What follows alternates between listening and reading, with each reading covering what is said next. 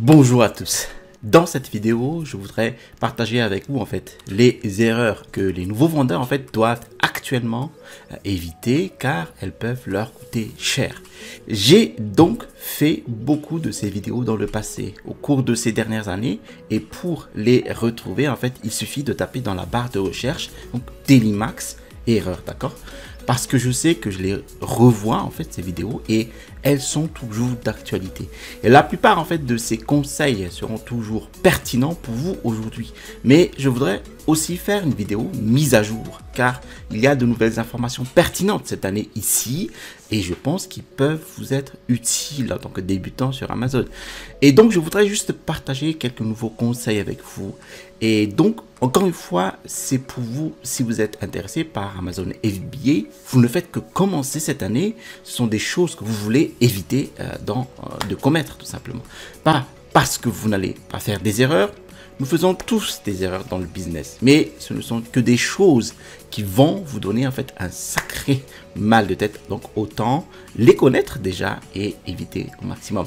Donc si vous pouvez éviter de le faire, cela pourrait vous économiser du temps et de l'argent à l'avenir, d'accord? Mais avant de commencer, laissez-moi me présenter. Donc, je m'appelle Dailymax, je suis un vendeur professionnel sur Amazon et j'enseigne sur cette chaîne les techniques et les stratégies de l'e-commerce qui vont vous permettre de générer des revenus croissants et récurrents avec le business model Amazon FBA. Alors, si vous êtes nouveau sur cette chaîne, alors pensez à vous abonner en cliquant sur le bouton s'abonner situé en dessous de cette vidéo pour recevoir tout simplement les notifications des prochaines sorties vidéo et je vous promets toujours des contenus de qualité. Je vous ai mis aussi en description de la vidéo mon e-book, les 5 étapes pour réussir un business à succès avec Amazon. Alors, allons-y sans plus tarder pour aborder la première erreur. Alors, ici, j'ai fait exprès de mettre cette erreur en première position, la procrastination. Alors, certaines personnes ont tendance à remettre à plus tard le démarrage d'un business en général parce qu'on n'a pas assez de temps, pas assez de budget, pas assez de compétences, pas assez de etc. etc. Et pour chaque heure que vous passez à apprendre, passez une heure à mettre en œuvre. Alors pourquoi? Parce que je sais que beaucoup de gens passent beaucoup de temps à regarder mes vidéos YouTube sur la vente sur Amazon et ils passent beaucoup de temps à regarder des formations et à faire ceci, à faire cela, à rechercher, à apprendre et il y a l'amour qui sort là-dedans et moi j'aime apprendre, mais pour chaque heure que vous passez à apprendre, commencez à mettre en pratique car alors ce qui se passe c'est que vous pouvez y passer des jours, des mois et sans vous en rendre compte Et certaines personnes passent des années même à consommer du contenu. Certaines personnes sont abonnées à ma chaîne maintenant depuis, vous savez, 4 ans et n'ont toujours pas commencé parce qu'elles attendent que quelque chose se passe, mais elles ne commencent jamais. C'est à vous de commencer. Donc la façon dont vous pouvez éviter cela, que cela vous arrive tout simplement, est de passer autant de temps que vous passez à apprendre, à mettre en œuvre, car honnêtement, la meilleure éducation est de faire vous-même. Vous savez, je préférerais de loin avoir de l'expérience à créer une entreprise et la découvrir par moi-même que 4 années à faire des études supérieures en commerce international, par exemple. Parce que je pense que l'expérience de la création d'une entreprise dans le monde réel m'a probablement été beaucoup plus utile que simplement apprendre quelque chose théoriquement et d'appliquer franchement les 5 à 10% de ce que j'ai appris. Alors, faites-le. Commencez ce que vous avez appris petit à petit. Et le temps presse.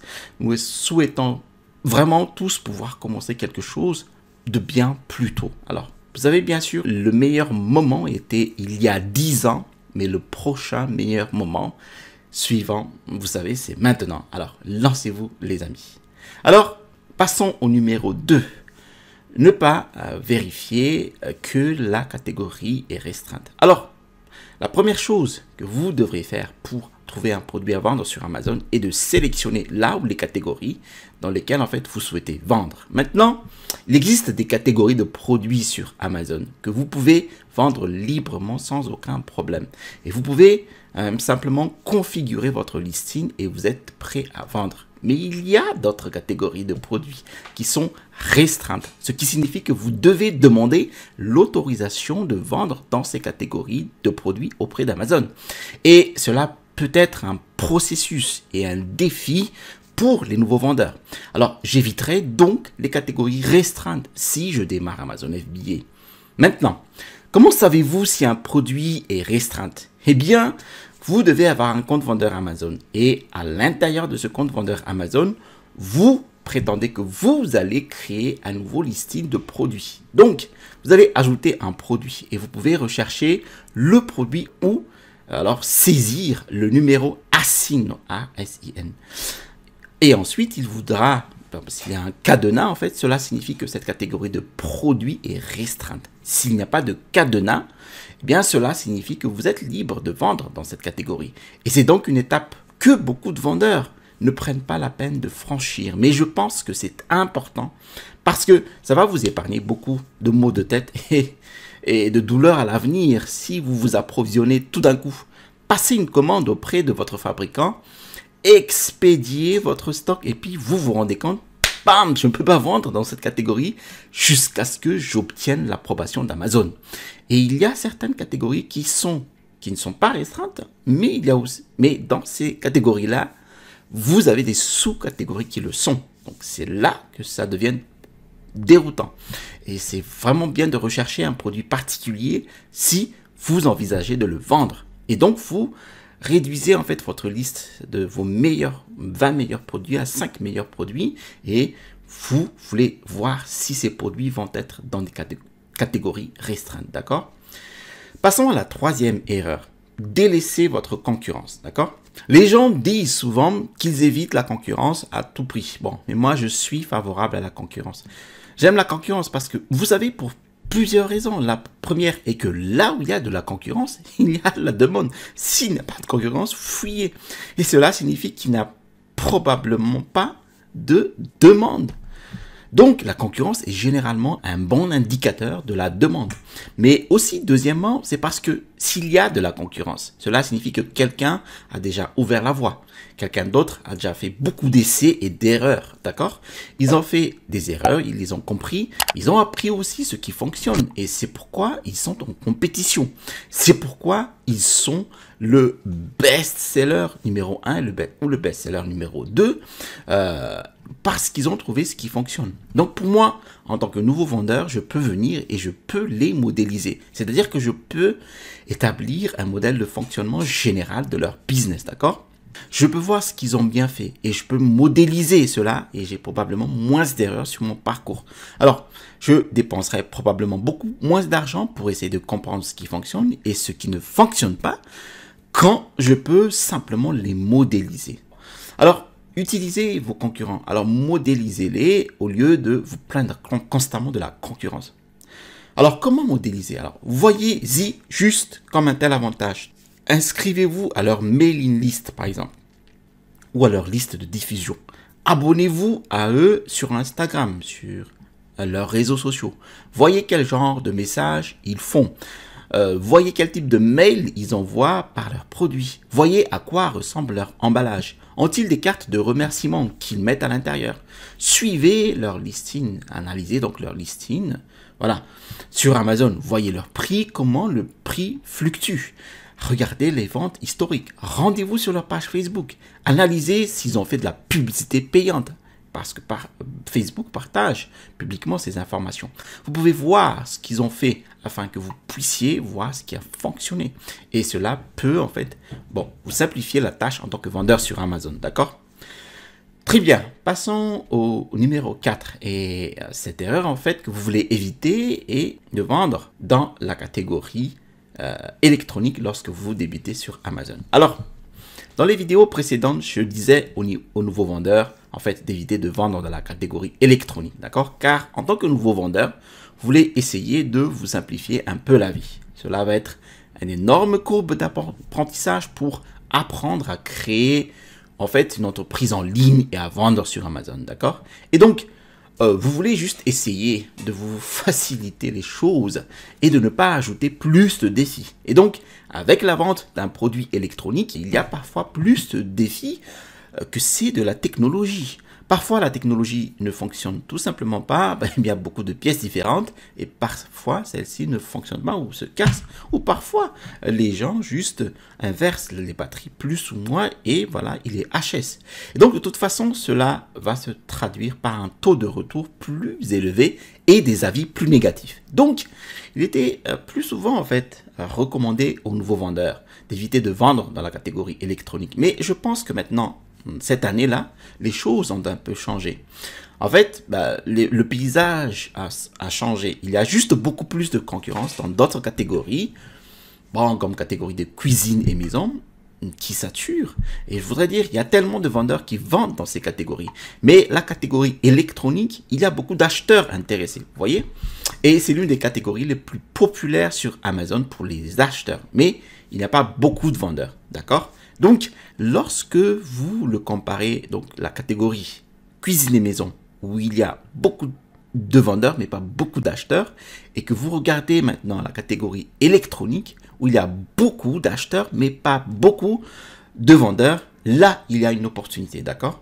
Eh bien, cela signifie qu'il y a certainement un peu moins de concurrence dans l'électronique, donc en termes de nombre de vendeurs. Mais les vendeurs qui sont là-bas, par contre, sont très établis et très bons dans leur domaine. Donc, ce n'est pas pour les âmes sensibles, vous savez. Alors, c'est la raison pour laquelle c'est généralement recommandé pour un premier vendeur. C'est pour cela, en fait, que c'est généralement pas recommandé pour un premier vendeur, d'accord? Et vous savez, l'une des craintes était que l'approvisionnement en électronique à l'étranger aussi, parfois la technologie n'était tout simplement pas très fiable, mais à ce stade du jeu-là, la fabrication depuis la Chine avec l'électronique s'est considérablement améliorée au cours des dernières 10 ans, 10 années, d'accord? Et c'est définitivement beaucoup mieux, plus fiable, d'accord? Et je considère donc définitivement maintenant cette catégorie. C'est quelque chose que je vous aurais dit d'éviter avant, mais maintenant je dirais de réfléchir. Vous devez utiliser votre réflexion, regarder chaque catégorie, chaque produit individuellement, l'évaluer, capable de penser, d'accord, quelque chose qui va causer un peu plus de défis indésirables à l'avenir. Est-ce que c'est quelque chose qui va être relativement simple à trouver ou c'est très complexe? Parce qu'il y a un spectre de complexité quand il s'agit de l'électronique, d'accord? Donc, voilà, évaluez le produit vous-même.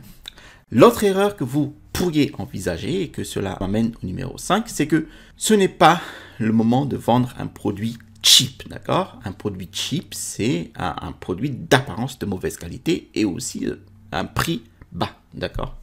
Alors, maintenant, c'est le moment de viser des produits premium. Alors, lorsque vous faites votre recherche de produits, recherchez des produits qui se vendent à un prix plus élevé. Ces produits ont souvent des marges bénéficiaires plus élevées. Souvent, un produit cheap signifie des marges bénéficiaires inférieures, faibles. Si vous vendez un produit, par exemple, inférieur à 15 € maintenant, vous avez peut-être une petite marge bénéficiaire avant la pandémie, mais après la pandémie, là, ou pendant la pandémie, avec le coût du fret, beaucoup de ces vendeurs en fait sont en faillite. Beaucoup de ces vendeurs ne gagnent même plus d'argent maintenant. Donc, ils ont fermé leur boutique. Et vous ne voulez pas être dans cette situation. Et donc, si vous êtes maintenant dans cette position chanceuse de vous procurer votre produit pour la première fois, vous voudrez peut-être vous demander, d'accord, quels sont les produits haut de gamme que je souhaite acheter?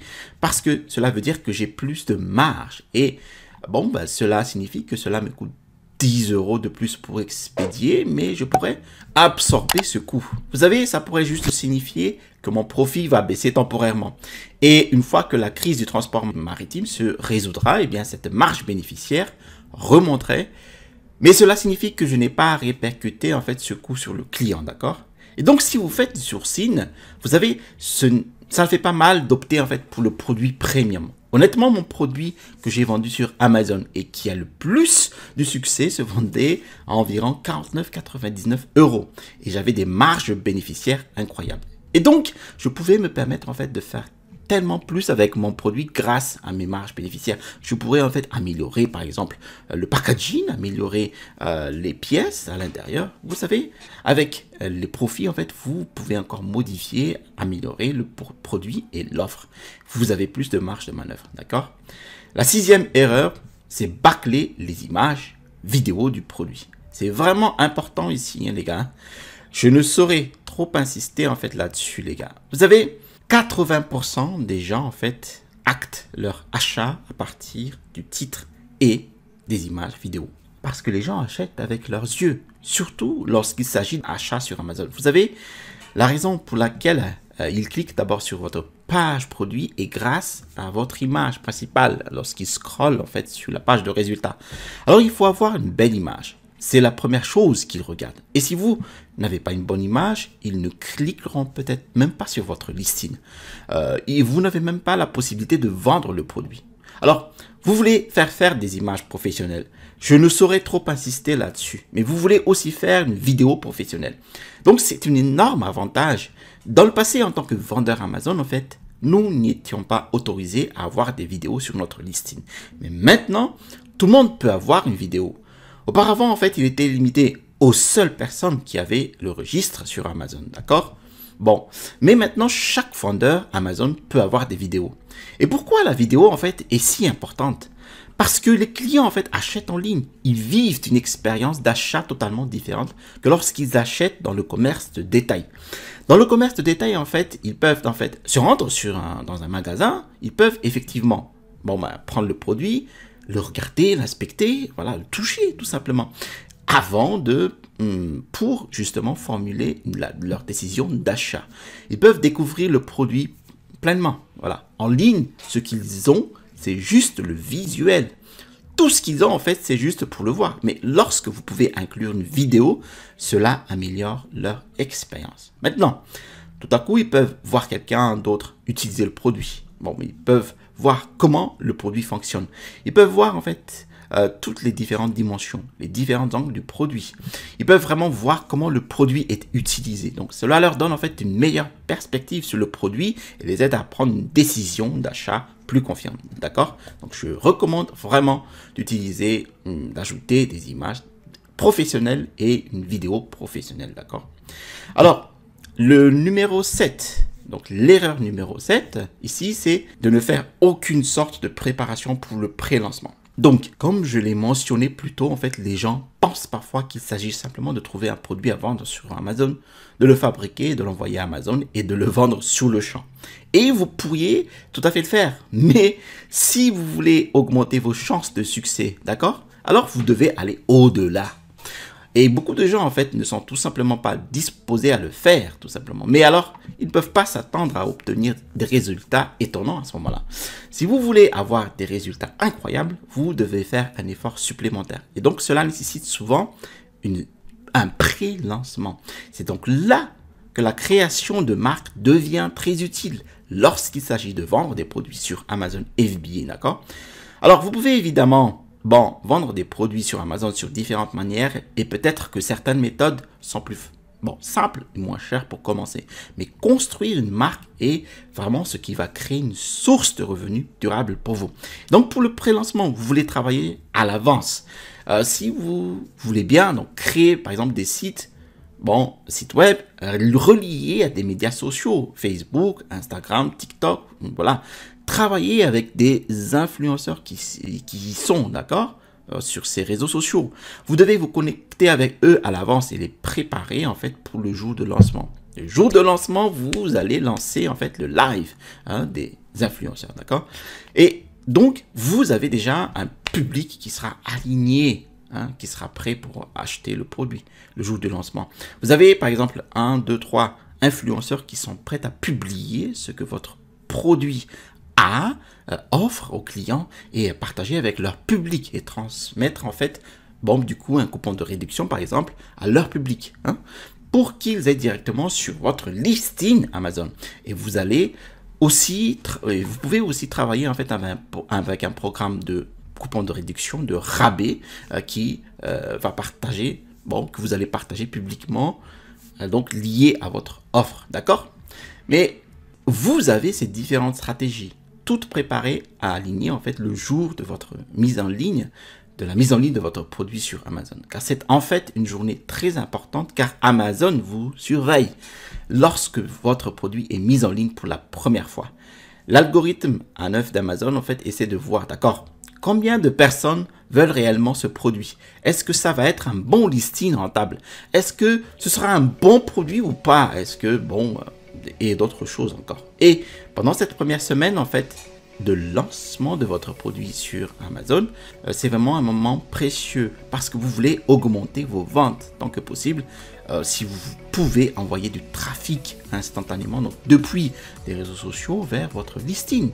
Si vous pouvez amener les clients à acheter votre produit immédiatement, cela montre à Amazon que, bon, bien, ce produit vient d'être lancé, qu'il se vend déjà bien.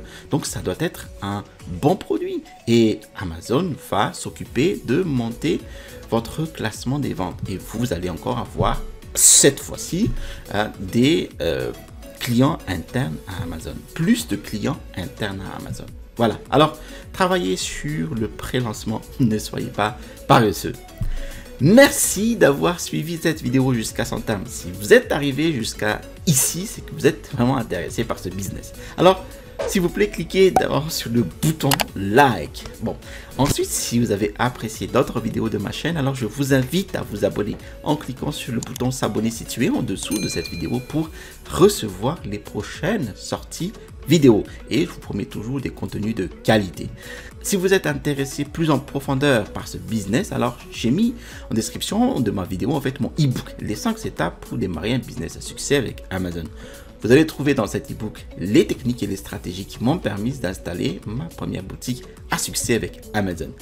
Vous trouverez ici le bouton pour vous abonner et à droite de cette vidéo, je vous montre en fait les techniques et les stratégies qui m'ont permis en fait de trouver un produit gagnant sur Amazon. Allez, à la prochaine vidéo et restez toujours curieux.